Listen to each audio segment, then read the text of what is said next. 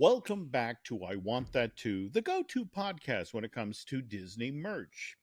I'm entertainer writer Jim Hill, and with me today is my lovely co host, Lauren Hersey, and she and I are recording this week's show on Sunday, March 17th. So, happy St. Patrick's Day to you, Lauren. And happy St. Patrick's Day to you, sir. Hmm. Do you have any Irish in you? I have to ask. Well, given my pasty complexion, that's a good educated guess. And to be honest, my dad for years insisted that my family had very strong roots that could positively be traced back to Ireland. And for that matter, he and my mom made several trips over there after they retired. And my mother, to this day, displays proudly the picture she had taken of her hanging upside down to kiss the Blarney Stone. You ever seen anybody Oh, picture doing that? Yeah. that's interesting. And no. So I have worked with you long enough to say there's probably a twist coming to the story. So spill it. Okay, well, you're not wrong. My brother Bob, a year or so back, did 23andMe, and it turns out that the Hills are not, in fact, Irish. We are, in fact, like 70 or 80% Scottish. So, Which really, that's not a bad thing. I mean, Ireland, Scotland, they're both part of the British Isles, right? all true. All true. But my dad, toward the end of his life, really leaned into being Irish. He had the Irish walking stick, his scaly cap, his cable knit sweaters, and, uh, you know, just didn't have the heart to tell him, Dad, you need to trade all that stuff in for a kilt. So, And a pair of spats and a top hat if you're going for the like Scrooge McDuck look, right? it's so funny you bring up Scrooge McDuck.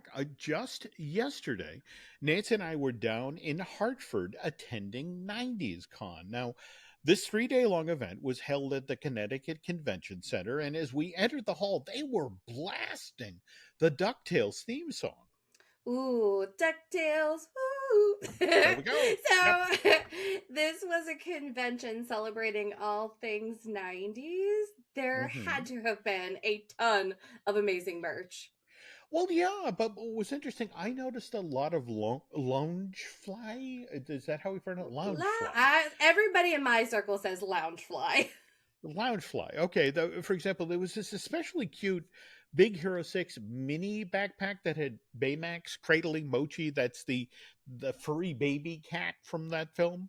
Was there anything else Disney related going on at 90s Con? Like, I don't, like, Baymax didn't come out in the Oh, no, 90s. no. What's going on No, with the no. Loungefly? Like, what kind Oh, of well, other merch did they no, have? I get that. What was interesting is we saw a lot of like Goofy movie stuff. There was Okay. also, for example, there was a reunion of the cast of Boy Meets World, and that was produced by Disney's television arm, Touchstone, back in the 1990s. And Jodie Benson was there, the voice of the Little Mermaid, and Linda Larkin. She was the speaking voice of Princess Jasmine in Aladdin, and they were there meeting with fans. Oh my gosh, it sounds like so much fun. I'm so sorry I missed that. Like, that's incredible. Well, now here's the interesting part. The folks at Four Entertainment, they're the team behind 90s Con and also Christmas Con. They've got another 90s Con scheduled. Well, it's actually in the works for later this year. It's going to be held down in Florida at the Ocean Center in Daytona Beach, September 13th through the 15th. But you just got back from Florida. I don't think you want to go, Okay, but to that that, does right? not mean that I would not go again. So, in this show, we are going to discuss some of the amazing merch that I saw when I was wandering around Epcot, Magic Kingdom, in a moment. But first, we need to acknowledge our sponsor. Indeed, we do, Lauren. And today's episode of I Want That is brought to you by Touring Plans. And are you headed down to Disney or Universal anytime soon? With touringplans.com, you get personalized planning tools and insights into crowd patterns, which will then help you dodge the long lines and help you make the most of your time down in Central Florida. So save time, avoid the crowds, and make the most of your next Disney trip with touringplans.com. Okay, so now let's talk about your most recent trip down to Florida, which got underway, what, a week or so after this year's Flower and Garden got underway, right? Yes, I think the festival started on the 28th and we got down there like March 2nd. So just a few days after. And the 2024 version of Epcot's International Flower and Garden Festival, it really was a showstopper. We were about down there about, every time this year. And I know because my little boy's birthday always falls around that time. Um, Oh, good. How cool for miles. Okay, so what'd you see? What'd you see? oh, the creativity was through the roof. Aside from the stunning topiaries, and I mean, really, they were stunning. Like every year, they take it up a notch. And the delectable food that you can get at the booths all around the world. But the Orange Bird merch, like they went all in on Orangebird and it was everywhere and it was spectacular and I was in for it. I was in for it all. And I stumbled upon some hidden gems too. Okay, do tell. All right. Well, there was so much merch. Like we could be here all day talking about it, but outside of Orangebird, there was a very beautiful classy butterfly line.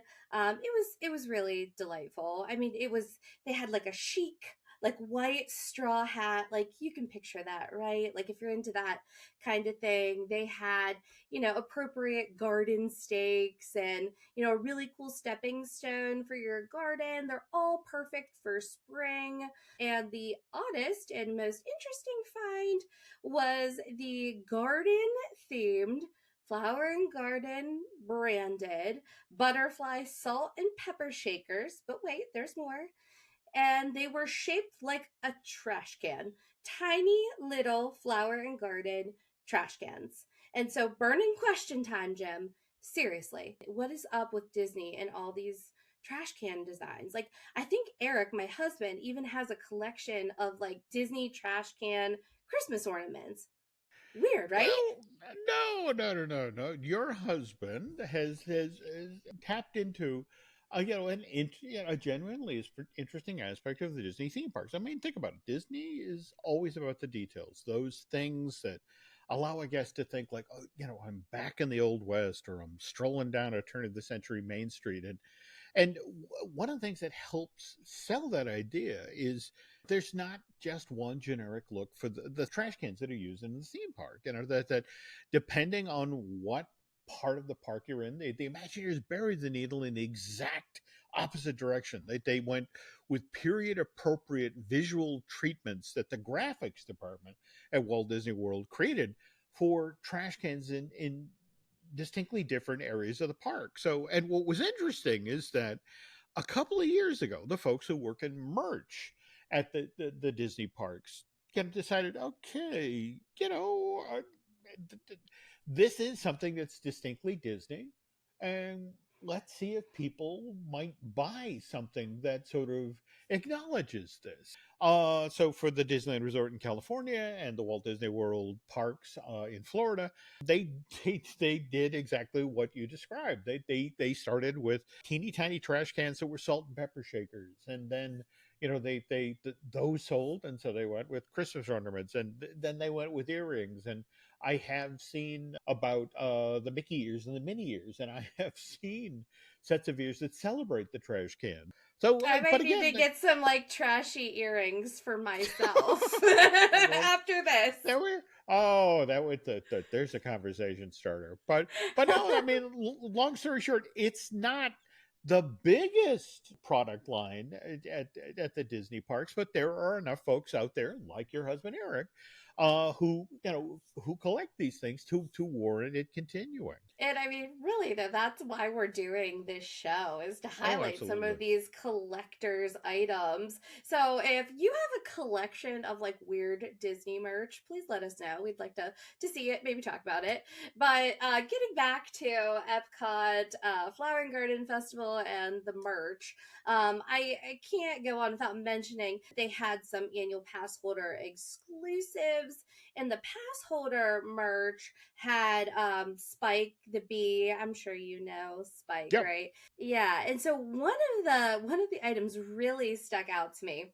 And it's a Spike the Bee lug clutch lunchbox. And Jim, it was priced at $125. I like honestly at that price, I felt like I was stung by Spike himself. And they also, I do have to know, they did have a bigger hobo bag for only $10 more, but the lunchbox, holy moly. Well, but here's the thing. If you understand the Disney secondary market, that yes, there will be collectors who, oh, $125. But if we a couple of years down the line, when that same bag is selling for 250 or 375 on the secondary market, we'll all look back at that and think, geez, for the Flower and Garden of 2024, that was a honey of a deal. Um, Okay, sorry, too many dad jokes. I'll go to my corner now. So, all right, let's talk more about Orangeburg. Okay. Orange Bird enthusiasts, it might just be time for you to like splurge a little bit, treat yourself, and book a spontaneous trip to Disney. You've got till the end of May to experience all things Orange Bird at Epcot.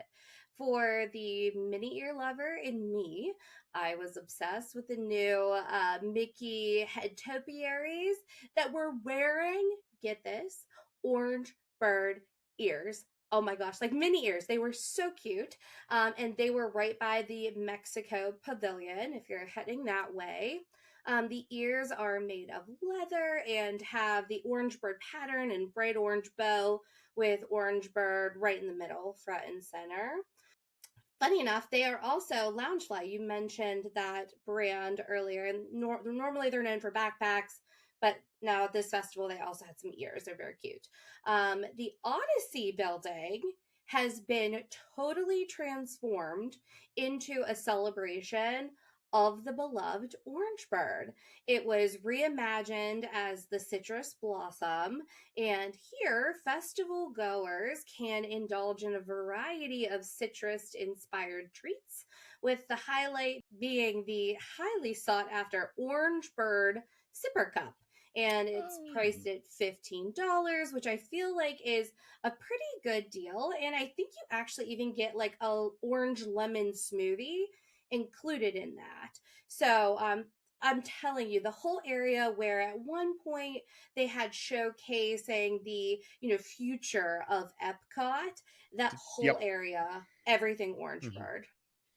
Okay, and just so people understand what we're talking about, the Odyssey building is in that corner between World Celebration and World Showcase. It's that white building that sits out on the pond between Test Track and the Mexico Pavilion. And and Lauren, fun fact: the reason that you have to go to that place by way of bridges and that it seems to be way out there is that pond in front of you is one of the sinkholes that they found when they were building Epcot. It was like, Shut up. oh no, no, no, quite seriously. That's why it's as far back as it is, and why you have to walk over some very long bridges to get there, because there's at least one construction crane down in that hole. Well, thanks for the fact and thanks for the tip. You know what we're talking about now. And now you also know where to find all the best Orange Bird merch. It's housed right there. So let's dive into some highlights. And I'm telling you, there was so much. So I got to keep this condensed. Okay, Um, so if we're condensing, where do we even begin? I mean, a lot of stuff to choose from this year, right? Well, Jeremy, you know I have to start with the mini ears. Like I said, this year there are Lounge Fly Orange Bird Mini Ears, the headband, and they are covered with the adorable images of Orange Bird. They look just like the ones that are on the Minnie Mouse Mickey head topiaries by the Mexico Pavilion I mentioned earlier. And this time they are lined inside with like some velour for extra comfort. Because if you listen to last show, I said how sometimes the Disney ears they squeeze your brains out just a little bit. Okay, cool. Headbands, the ears. Wait, no backpacks? Oh, wait. I'm getting there. I'm getting there. The mini backpack version has the same vibrant pattern as the headbands, with orange bird peeking out from the front pocket. It is perfect for storing all your festival essentials, maybe a water bottle, like an old Mickey pretzel, who knows. Very, very cute. And I know from you talking on previous shows, you love a Spirit jersey. So, did you find any? Oh, heck yes. This one was exceptionally nice, and I do love a Spirit jersey. This one is light green tie dye style pattern featuring a picture of Spaceship Earth as in orange on the front breast of the top with a little white flower at the top of it. Like, so you can clearly see that it is Spaceship Earth as in orange. And the back says the original Florida orange bird. It's in a vibrant orange and green lettering. I also thought that their new reversible plush was pretty interesting. You could turn Orange Bird inside out to reveal a spaceship Earth patterned orange fruit. And it's a very clever design. Interesting, but clever nonetheless. Uh, does the ASPCA know about this? I mean, look, I'm the guy who handles cooking the Thanksgiving turkey here at the house, so I have experience when it comes to reaching into a bird and then pulling out a neck bone and giblets. But an entire spaceship Earth, that sounds painful. Maybe we might want to give poor little orange bird a couple of Tylenol after an ordeal out of that. Have him maybe wash it down with a mug of fresh OJ. And speaking of fresh OJ, there was also an Orange Bird juicer mug. And to be honest, this one had me like a little bit confused for a minute. But once I figured out what it was and that it was actually a juicer, I could really appreciate the functionality, like getting a little bit more out of that Disney purchase. Wow. Okay. Again, sounds like they this year at Flower and Garden they really did go all in on Orange Bird. Oh, yeah, they really did. There was so much more that we just don't have time to cover on the show today, but they had magic bands, they had Pandora charms, phone cases, like you name it, and you could get it with an orange bird on it. To see the full offerings, I just suggest going over to Shop Disney. But before you do, be sure to listen to the end of this week's show, which is when Mr. Hill is going to reveal the origin story of Orange Bird. But first, this. Hi there! If you want to hear the rest of today's episode, you can head over to iTunes and listen to the full audio experience there. You can also head over to our Patreon, patreon.com/JimHillMedia, for the full video episode. Or if none of those options works for you, then we will see you back here next week. Make sure that you hit the subscribe button, turn your notifications on, and comment below and let us know what you want to see in future episodes.